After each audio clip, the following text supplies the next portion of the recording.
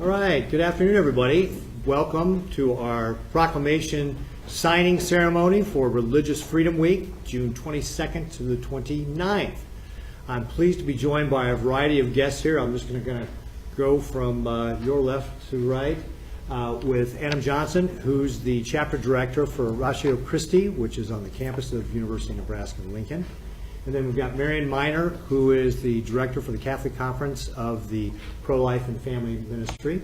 Karen Bowling, with the executive director of the Nebraska Family Alliance. We've got Rabbi Eli Tenenbaum from Chabad House. And then Deepak Gandhar, who is a principal at Anant Enterprises. Did I get that right? Correct. And you're also the chair of the board for Teammates Mentoring, right? Correct. Great. And then we also have Dr. Tej Adidam, who is the chair of the Marketing and Entrepreneurship at the College of Business at UNO, and also a volunteer priest at the Hindu Temple. So we've got great representatives here to be able to help talk to us about religious freedom. Well, I'm really thankful, and I want to thank Governor Ricketts for celebrating our religious freedoms today. And I'm thankful for this opportunity to talk about how we, as a ministry, Ratio Christi, stood up for religious freedom and free speech at the University of Nebraska. So my name is Adam Lloyd Johnson. I grew up in a rural community just north of Lincoln, about an hour. Went to the university here in Lincoln in the 90s, worked in the field of actuarial science for about 10 years. And then I served as a local church pastor in South Carolina during my 30s. But when I was finishing up my PhD in philosophy, I moved back to Lincoln in 2018 to start a ministry at UNL called Ratio Christi. So Ratio Christi is a campus ministry that presents good reasons and evidence to believe that Christianity is true.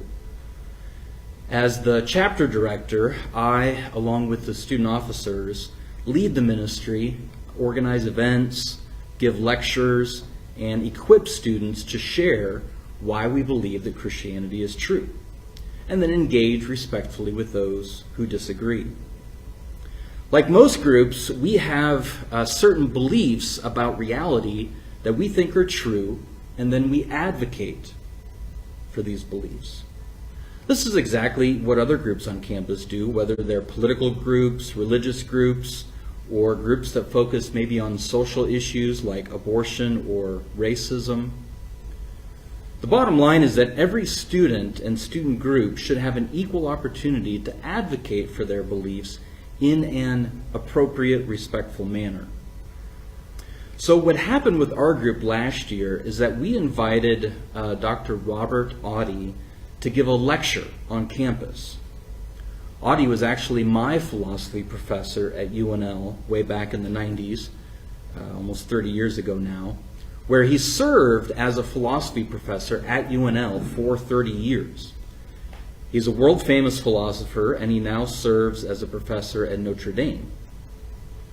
Well, to help fund this event, to bring Dr. Audi in, we requested student activity funding to pay for the event. But the fund allocation committee at UNL denied our request because, according to them, UNL couldn't promote, quote, speakers of a political and ideological nature, end quote. This committee told us that to receive any funding, we'd have to, quote, provide another spokesperson with a different ideological perspective, end quote. However, the fact is that UNL has provided this student activity funding to other groups on campus for events that are clearly political or ideological without imposing this sort of requirement.